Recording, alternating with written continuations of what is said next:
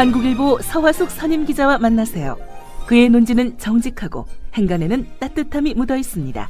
서화숙 3분 칼럼. 안녕하세요. 서화숙입니다. 고등학교 학생들이 만우절을 맞아 장난을 쳤습니다. 수업 직전에 다른 반과 학생 전부를 바꿨습니다. 그 수업에 들어온 교사는 불같이 화를 내면서 학급 회장을 불러 뺨을 때렸습니다. 가혹한 체벌이었습니다.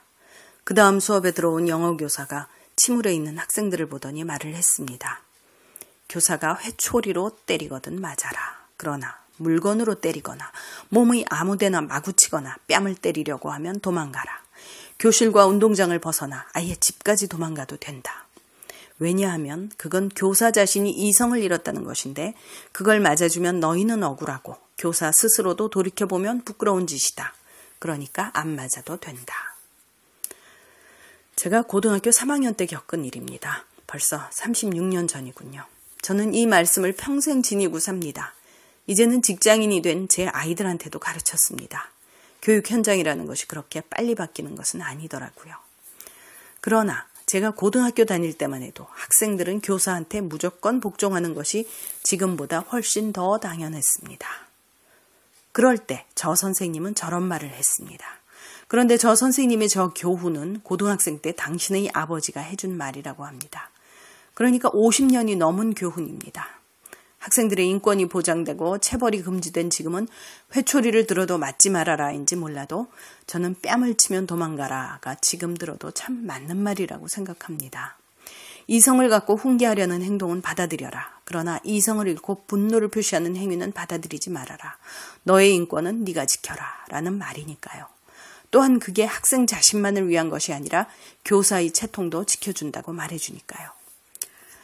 저 말은 꼭 교사와 학생 간의 관계를 말하지는 않습니다. 강한 자와 약한 자 사이에 두루 통용되는 말이죠. 지휘 복종이 지켜져야 하는 관계에서도 본래의 훈육 범위를 벗어난 관계는 들어주지 않는 것이 서로를 위해, 사회 전체를 위해 좋다는 말입니다.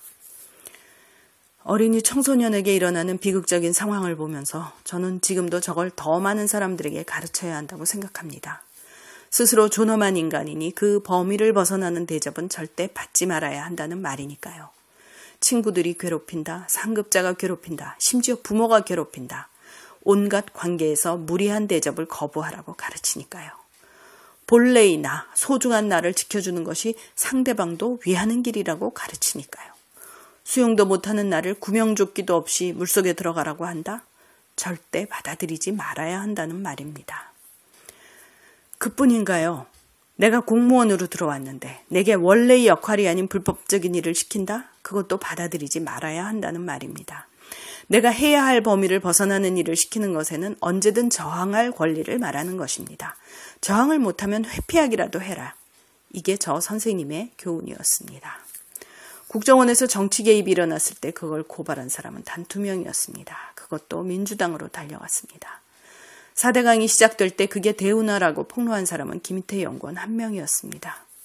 전두환의 아들 전재국 씨가 시공사 직원들에게 곰팡내 나는 옛날 화폐로 보너스를 지급했다는 증언도 이제야 나옵니다. 여러분에게 벌어지는 부당한 일, 불법적인 일을 그 즉시로 거부하고 폭로하는 일, 당연히 여러분도 지키고 여러분이 속한 사회도 지키는 일입니다.